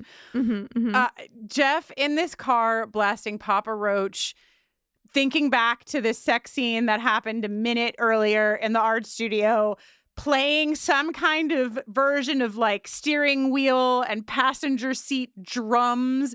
I can't explain to you how many times I've watched this scene. It is absolutely epically incredible and perfect. I don't know how you feel about it, Jenny, but I could watch it every day when I wake up. I should wake up to this scene. It would really set me off on the right path. You know I love Jeff. And I know you love Papa Roach. What I don't want is for Jeff to become only comic relief. What I don't want is for Jeff to become a cartoon. Yeah. But he's not becoming a cartoon. I just feel like if I had recently found out that my wife had killed a person that she was having an affair with, gone to the art studio where there were a bunch of paintings of her, and we had had insane sex, then I would also probably be sitting in the garage blasting some song and just like trying to lose myself. And it might be funny to an at-home audience, but it would still be real for me. Yeah. It's very real for Jeff. Yeah, I think maybe the thing that makes it really hard for me to sort of fully embrace this scene is the Papa Roach song, because I've never, communed fully with a Papa Roach song. I mean, honestly, until this scene, I had not either, but all right. Later outside. The perfect cover for burning evidence. Franks and beans. Franks and beans. Shauna, the fact that Shauna's first line to Jeff when he comes out with the Franks and beans is, "Why are you so sweaty?" is incredible. They douse the fucking journals and the license in all manner of gasoline, and the flame shoots up so high that like a part of the tree catches fire. This is not how a green young tree under eastern deciduous, tri-state area. Like, this is just not what would happen. Sure, but it is funny. But even though I know you hate having fun, Jenny, I famously despise fun in all its forms. Jeff gets the hose and it's like too short, so he uses like a cloth and he puts it out. Oh God, and yeah, I did love watching Jeff try to use the hose and then being like, it's too short. They go inside to eat their Franks and beans. I almost said before, Jenny had to like go do something for a couple of minutes right before we did the intro. and it gave me time to look up the Papa Roach lyrics, which is why I did my intro with them. But what I was planning on using was, I'm glad you're enjoying your pig anuses. I'm Kristin Russo. Oh, God. They're at the dinner table, and Jeff. So here's the. I mean, this is the truest part about Jeff, right? He says Callie doesn't want to eat her hot dog. She wants a veggie burger. She's so annoyed with this fucking situation between her parents, where like now it's not just her parents being corny assholes together at the dinner table that she has to withstand, but it's her parents who've like maybe committed murder together and had affairs and they know about it and they're still corny motherfuckers at the table. She's like ready to explode. But Jeff says he'll go do it. He's going to go do it because he knows they just like destroyed evidence on the grill. And she's like, oh, old, like, you know, gender roles, blah, blah, blah. And he says, maybe old fashioned dad shit is my love language. And like, it is like, that is Jeff. That is Jeff. Although I think technically when you say your love language, right, it's what you the would language like to in receive. which you like to receive love. Yeah, true. Which, you know, just because Jeff is saying it in this moment doesn't mean that's not true. Shauna, I'm sorry, but Shauna like riffing on this joke. Maybe the bun is tired of having his identity tied to the hot dog or something. It's just Melanie Linsky. She's just a very singular performer. She can make a line do things that no one ever dreamed it could do, you know? Yeah. All right. So that's what's happening with the happy to be Sudeikis. back. So happy to be back. Let's go to fucking Thaisa, who's also having a completely regular time. So normal. We're all very stressed seeing Thaisa at the Adopt a Puppy place. For those of you who did not watch this in real time, fucking Steve Watch was like in effect immediately. The internet was fucking freaking out about Steve from the moment we met Steve. At all costs. He is the Mudang of Yellowjackets. I see this dog and I'm immediately stressed out. So stressed out.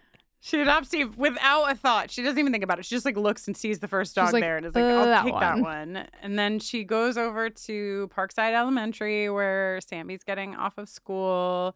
So she can be like, I got you a new puppy. Because, you know, in Thaisa's mind, she left the door open and Biscuit got out. Like, that's as much as Thaisa is conscious of. Yeah. And Simone, so you know how I feel about Simone.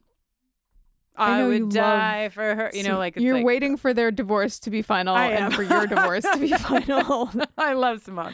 But Simone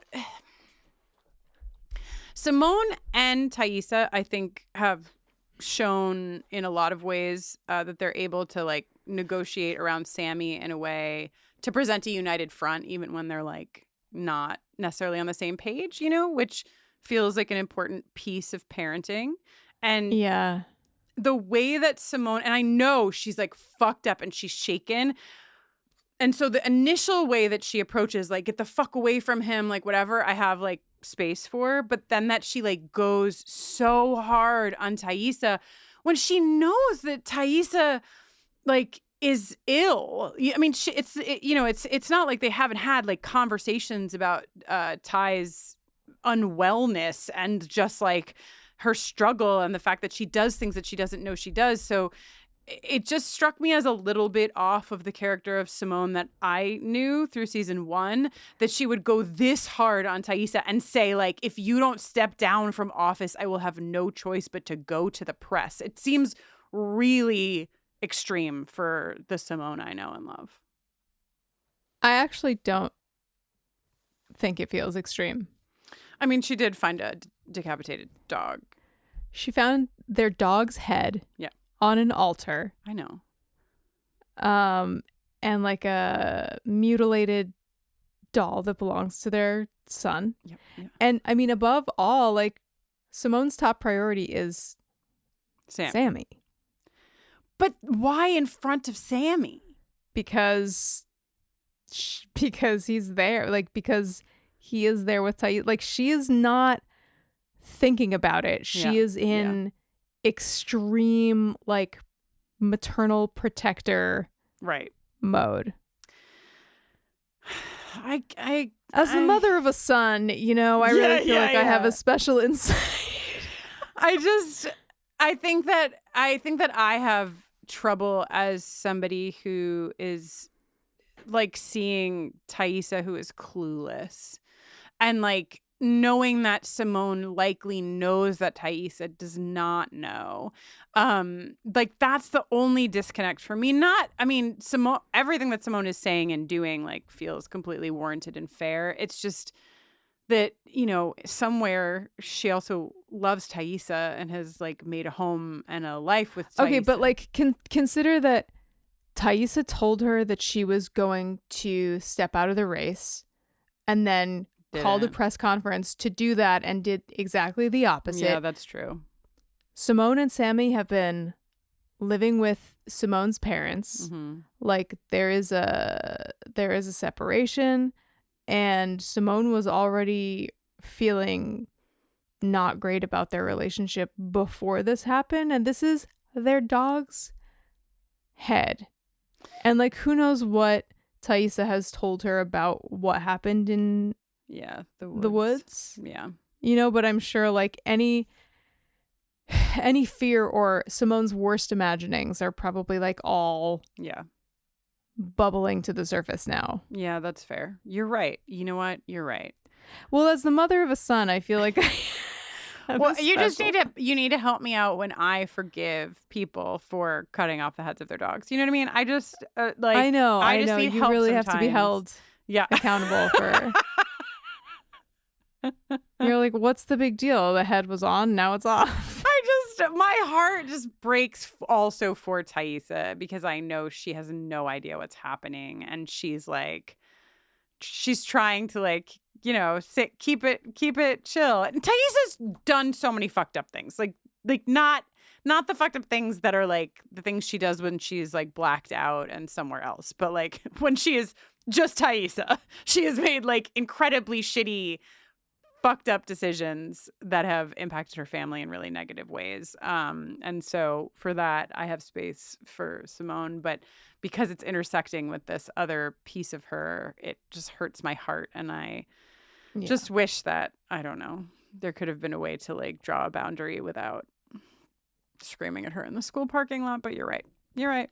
You win. Well, Taissa is freaked the fuck out. She's like, I better go see what's going on in the basement. Yeah. She huffs Simone's sweatshirt and then immediately is like, that is some sad ass divorce shit right there. Die. So true. And then she sees some blood at the entrance to a little crawl space. Are you going in this hole, Kristin? No, that's what I was going to say. The fact that 2 people have seen blood at the entryway of a crawl space and 2 people have crawled through that is unbelievable to me. It is shocking stuff. You're not even going to phone a friend. I know Taissa can't, but like Simone didn't. Yeah, just like, no, I'm going to like find the longest broomstick in the house and put my like iPhone at the end of it and like fucking duct tape it and fish it down the hole while it's recording. I'm not going in there. Dude, I wouldn't even do that. I would be too afraid that something would like grab the phone and then like pull me in by the phone stick. Hell no. Ugh. There it is. R.I.P. Biscuit. Oh my God. And who the worst character to ever enter this scene as Taissa is looking at Biscuit's bloodied head? Steve. Dude, ticka ticka ticka ticka ticka. Taissa's like, Steve, this was a mistake. I'm gonna do better with you. The entire internet clenches. Yeah, it's like, no, somebody get Steve. Honestly, maybe that's what I should be upset with Simone for. She should have taken Steve. Dude. Okay, my favorite character. Dude, yes, she just saw Taissa with a whole other ass dog. Yeah. She said, good luck, Steve. Bye. Okay. All right, we're going to the motel. We're going to meet Larry, my hero, my absolute fucking hero. Can't explain to you what happened to my soul when this man was as funny and shitty as he was and picked up a Z100 mug to drink out of it. I can't. I know. The way that I loved this man immediately was he's played by Andy Thompson. That's all I have to tell you. I just wanted you to know who this man was. He's my favorite guy. In walks Misty, and let's just hear some of the brilliance, because the only thing better than Misty is when Misty meets somebody who like matches her, which happens with like Natalie on like a, large scale level. But it happens here with Larry. Brunette, stunning, looks like she'd stab you. She's my best friend, and she wouldn't have left town without telling me, so something must have happened to her. Something happens to all of us. True. And some of those things can be worse than others, depending on our choices. Larry Frankowski's 65 Union Street apartment 2B. Remind me, Larry, is your social security number 138002671, or is it... No. I'm pretty sure that's it. Look, lady, I'm gonna level with you. The water pressure here sucks. The ambience is a heady mix of imminent tragedy and broken dreams, and we don't have cable or Wi-Fi. The one thing we do have is discretion. You ever stay here before? The answer's no. Even if you have, you haven't. You catching my drift? Anyone wants to know anything about the people in these rooms, better have a warrant, and even then, my memory stinks and my handwriting's worse. Capiche? Something happens to all of us. Also, are you the manager? No, I'm actually the lookout. My partner's in the back, working the manager over until he gives up the combination to the safe. We're here to steal the Baroness's jewels. He's perfect. Larry, may no harm ever come to you, sir. You are a champion and a hero. Larry would know what to do with every single person on The Sopranos. Every single one of them. No issues. Fucking bop over to the Bada Bing after work. Wow. You know what I mean? Larry knows what's good. Christina Ricci, I have in all caps in this scene. Christina Ricci, goddammit, you are so good. The way that she delivers every fucking line that she says to this man, and that like she outplays him. She's like, well, I have an abnormally large bladder, and on the most recent Nora Roberts novel. And 2 days off from work. She's got it all. She does. He gives it up immediately. He's like, oh, she said she took off. She'll have cash for the bill. Can you please get the fuck out of here? I'm trying to read my book. Larry just wants to chill. Let him live. Let him live. He's protecting a lot of people. So Misty immediately goes to Nat's room and uses a credit card to open the door. Yes.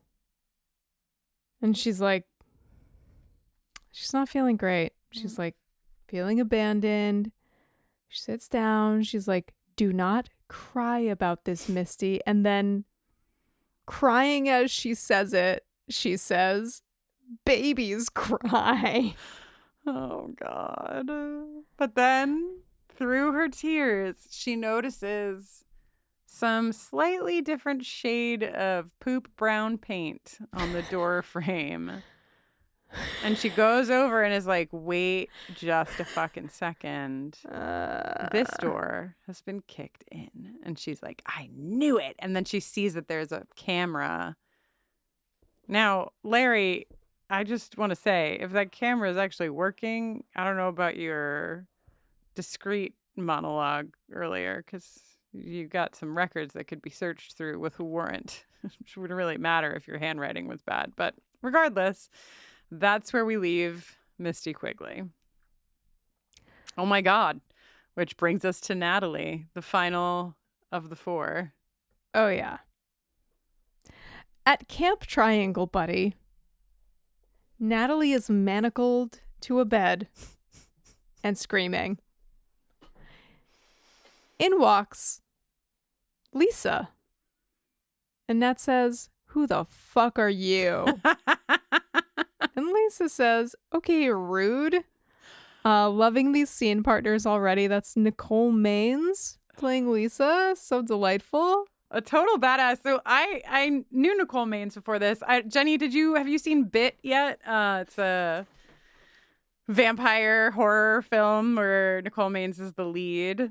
I have not. Oh, it's a good time. It's a really good time. I think I watched it. I saw it maybe after season 2 of Yellowjackets, but I learned when I was looking up her filmography.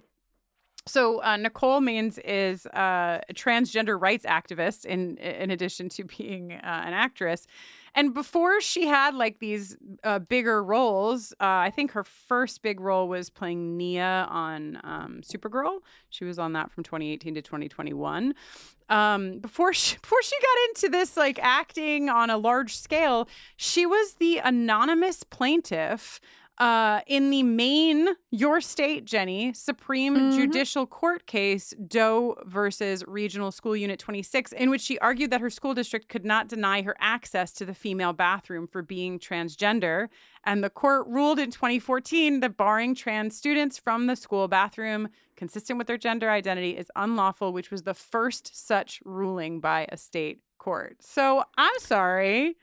Wild, monumental. Right? Like, just get out of here. And she's phenomenal. And I don't think it's a spoiler to say that we will see a bit more of her. And I don't think it's a spoiler to say that I will enjoy it because she fucking rocks. Yes. Okay, so Nat's gears are turning. She's like, you gotta undo me so I can eat, because Lisa has brought a tray of food. Oh, God. She undoes one hand. Yes. I also would like to start the clock on Natalie's leather pants. Okay, I won't say anything more. I just want to start the clock. She's wearing leather pants. Natalie's wearing leather pants. So okay. I've clicked my timer. Okay, thank you. Okay. So Lisa leaves, Nat eats, and Lisa comes back. And Natalie's like, hi. And then she goes to, now in my memory, when I watched this scene again, I was like waiting for Lisa to get stabbed in the eye. That was the memory I had. And then I realized, oh, I'm conflating this with Fallout. Yes. Where Stephanie gets stabbed in the eye with a fork. But then when I watched it again to take my notes, I was like, but Natalie did aim, I think, for her eye. She at least goes for her head, and Lisa puts her hand up, and so her hand gets it. But I think that Natalie was like going for some part of her head with that fork. When Lisa falls, she's undone. Natalie's undone her other tie. She gets out of the bed. She runs. A couple of guys see her. They chase her deeper into the woods. Juliette Lewis running around these woods is also, I talked about Melanie Linsky being like singular with the way that she can make a fucking line land. Fucking Juliette Lewis, the way that she moves her body is absolutely, it defies all gravity. It's inexplicable. It's never before been seen. It's truly something apart from, is she human? You know what I mean? Is she a human? Unclear. Listen, walk softly, carry a big stick, come upon a ritual involving animal masks and a naked man being buried. I don't care for this. No. And you? I don't. Also, Lottie in the opening scene was notably not wearing purple, right? She was wearing like this like gold color thing that really like contrasted with she's wearing fucking purple to this, whatever the fuck this is. And Natalie sees, she's like hiding. She's going to run. She doesn't know where she is. She sees Lottie and she saunters out from like behind the tree and is just like with this stick. She goes right up to Lottie, does not flinch. She goes right up to her to like bash her head in, and she stops and she says, give me one good reason I shouldn't cave your head in. And what does Lottie say, Jenny? I have a message for you from Travis. That's one thing that will make Nat not cave your head in. Yeah, watching Juliette Lewis's face waver and crumple. Oh. I mean, her face is like there are people that are contortionists, like with their bodies. Like her face is like a contortionist. It moves in ways that are unreal. Defying physics. Yeah. Q, maybe my favorite artist from the 1990s. I mean, it's got to be close if she's not the top one. Tori Amos. I had every single one of her albums, like up through like 98, which is Tori Amos, so it actually was like 5 million albums. When you look at Tori Amos's discography, because I did that recently, I was like, because I told Avanti, I was like, yeah, I had every single one of her albums, and then I was like, let me go see actually. And I was like, oh my God, I had like 1/16 of her fucking albums because like from 1998 until 2024, she's put out like fucking an album a year. It's just like an insane amount of music. But she's up there, maybe the top of the pile. And we get Cornflake Girl, which is a big Tory song. It's all about cornflake girls and raisin girls. In case you're unfamiliar. The two girls. The two kinds of girls, yes. Totally. Shauna, okay. Here's what we get in the montage. Shauna, the ear is out of her pocket again. She can't stop. It's like a fidget spinner, but it's the ear of your best friend, you know? Totally. She's pacing. She's holding the ear. Nat and Travis are back out in the forest, in the woods, in the snowy hills, but they come upon a tree, Jenny, and the tree seems to have like some kind of little village of elves underneath it or something because there's no snow around it. Yeah, snow won't stay frozen on it. Wasn't there like some kind of theory about like gas pipelines back in season 1? I think there's a mining theory. Mining.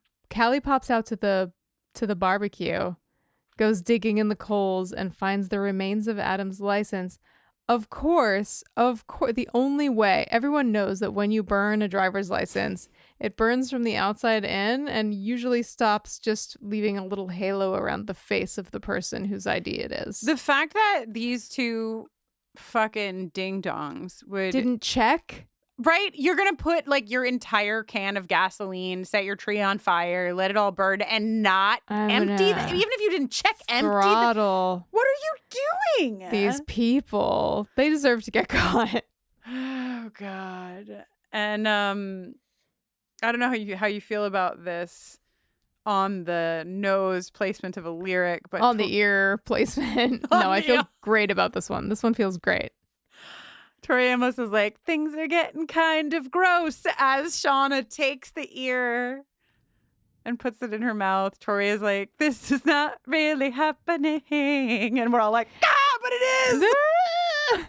Yeah. What wouldn't have worked for me is if the lyric was like, lend me your ear or give me your ear Right. You know, but things are getting kind of gross. That's just normal stuff.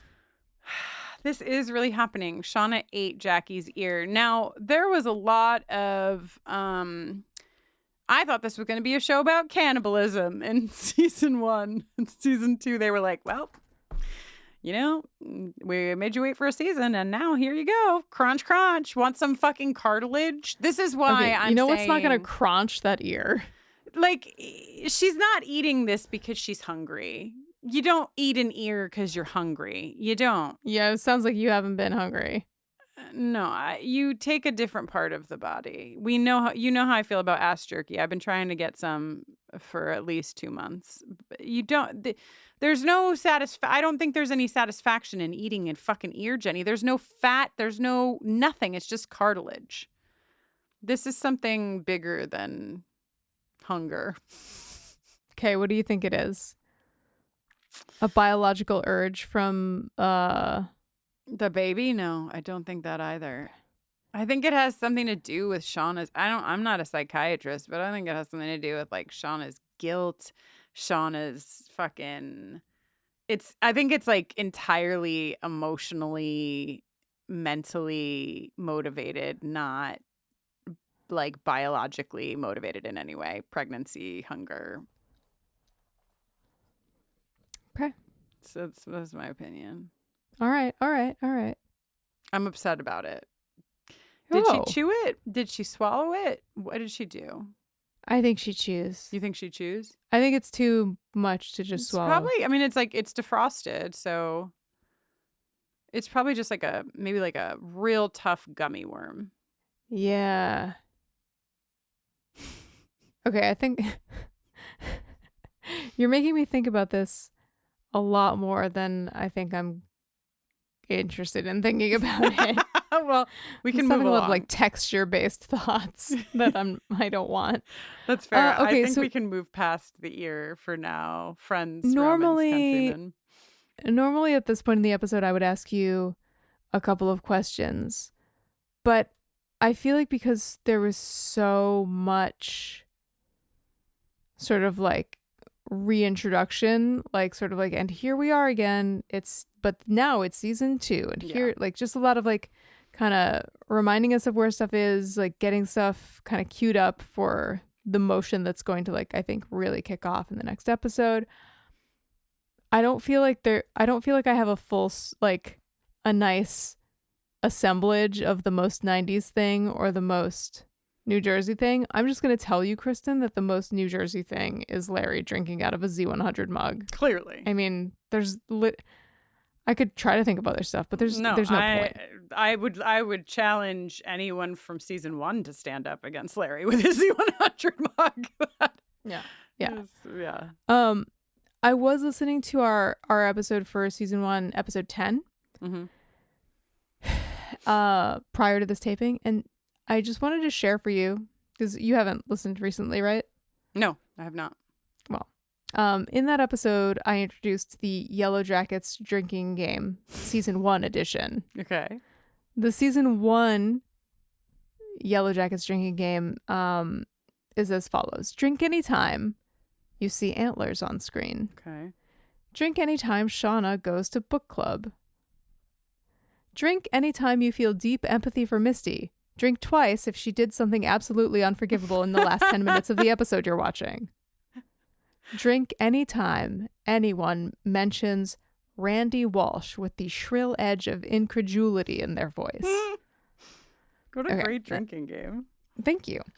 So I say all of that because I'm going to be keeping an eye out to assemble the Yellowjackets drinking game season 2 edition. Okay, great. During this season. So, and I encourage you to do the same. Okay. Yeah. Noted. Consider me on duty. Excellent. Do you feel ready to ask the world and ourselves what's the buzz? Yeah. Yeah, I think I'm ready.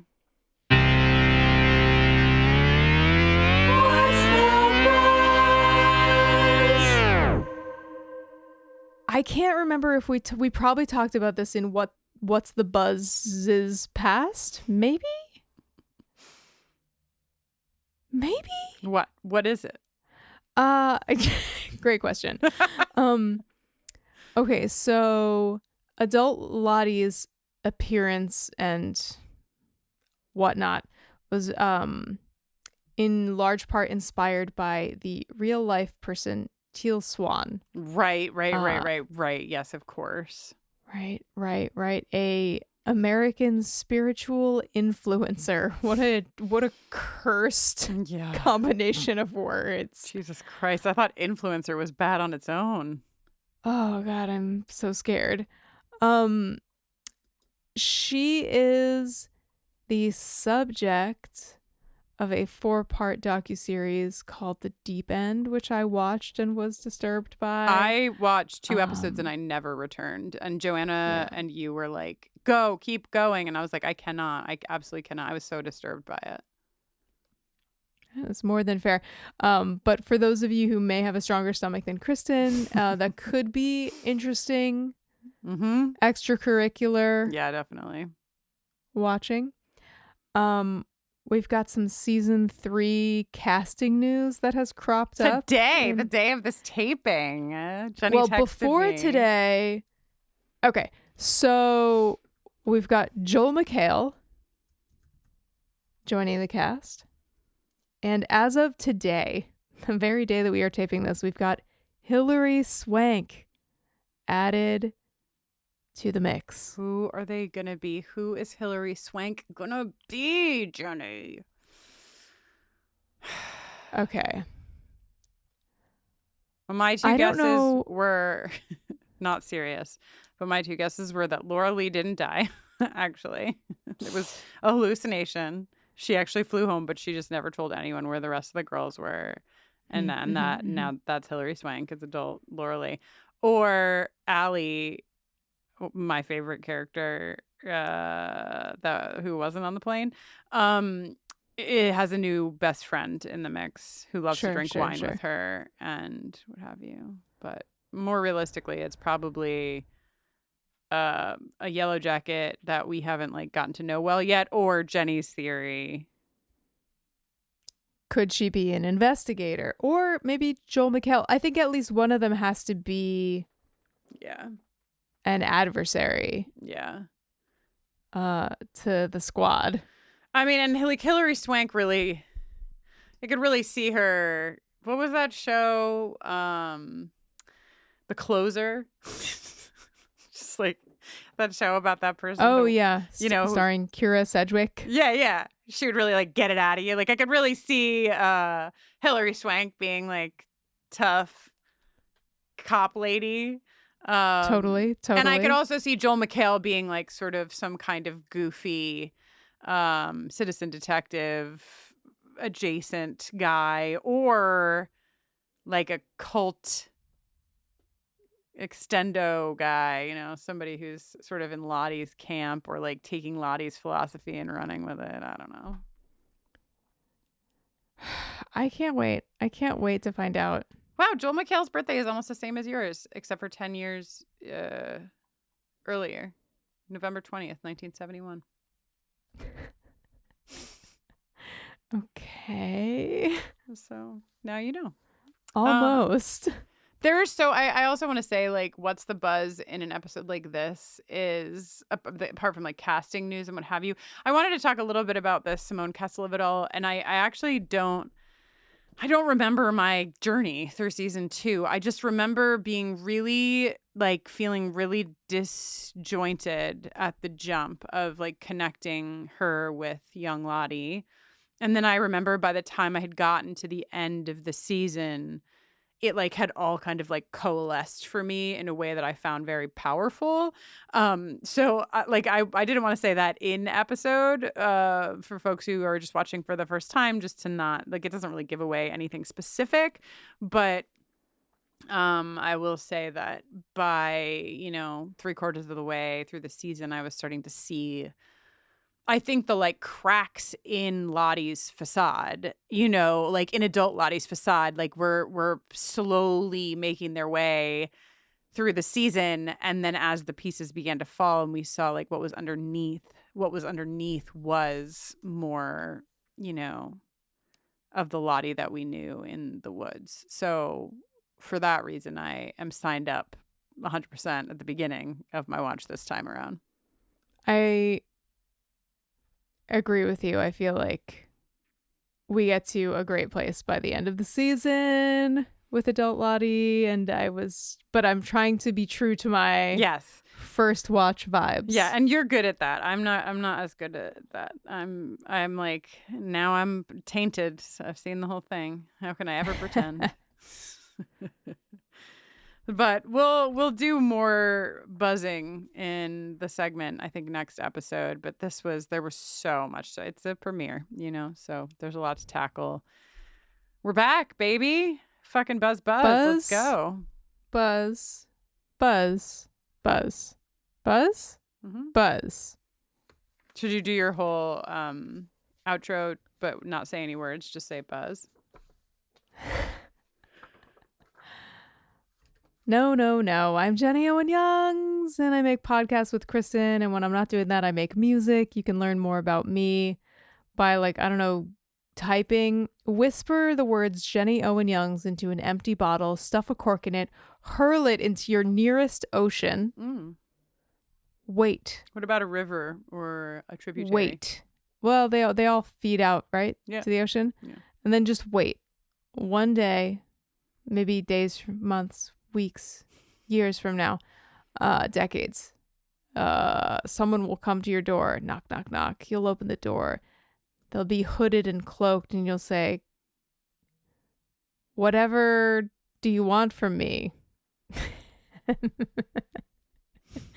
And they'll produce the bottle that you whispered into, but instead of a whisper, now the bottle will be full of a song, my song, and I'll be singing it directly into your face. I'm just like, if you're listening to this, it is 10:16 p.m. at night, and Jenny has been, for the last like 20 minutes, just like, is she going to make it? I'm not sure.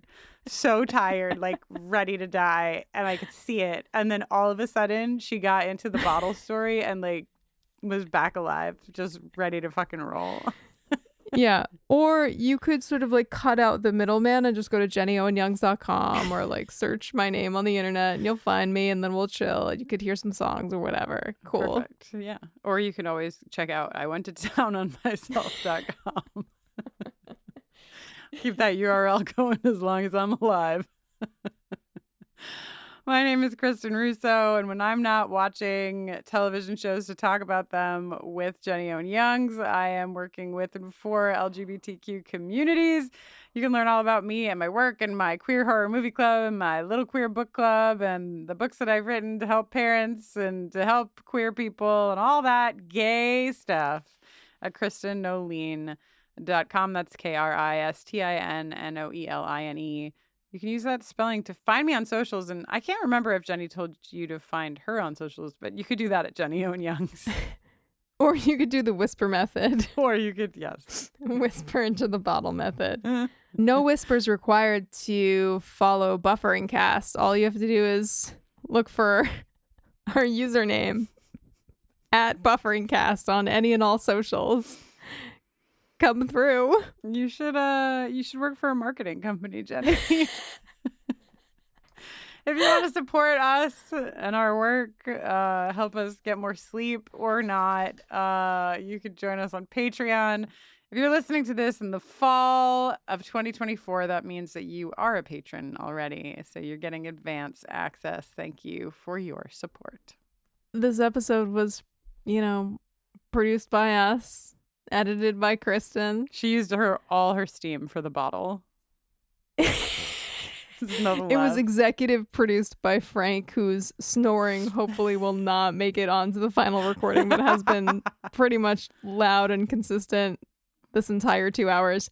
What a joy to be back in Yellowjackets land with you, Kristin. What a thrill. I'm so happy to be here.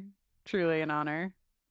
And it is now my honor to say we are still women vocalizing eerily. That has not changed. Many things have changed, but that will never change. No, yeah, that's so till next time.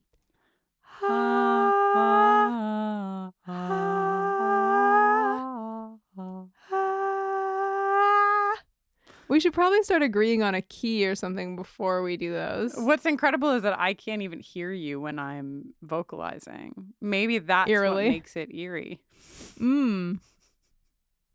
At least uncanny.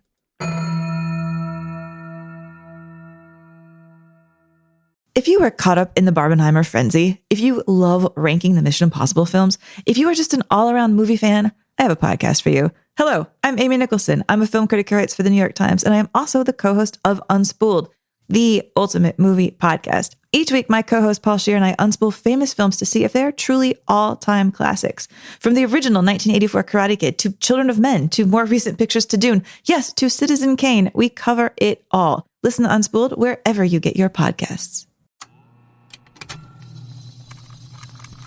Contained herein are the heresies of Radolf Buntwine, erstwhile monk turned traveling medical investigator. Join me as I study the secrets of the divine plagues and uncover the blasphemous truth that ours is not a loving God, and we are not its favored children. The Heresies of Redolf Bantwine, wherever podcasts are available.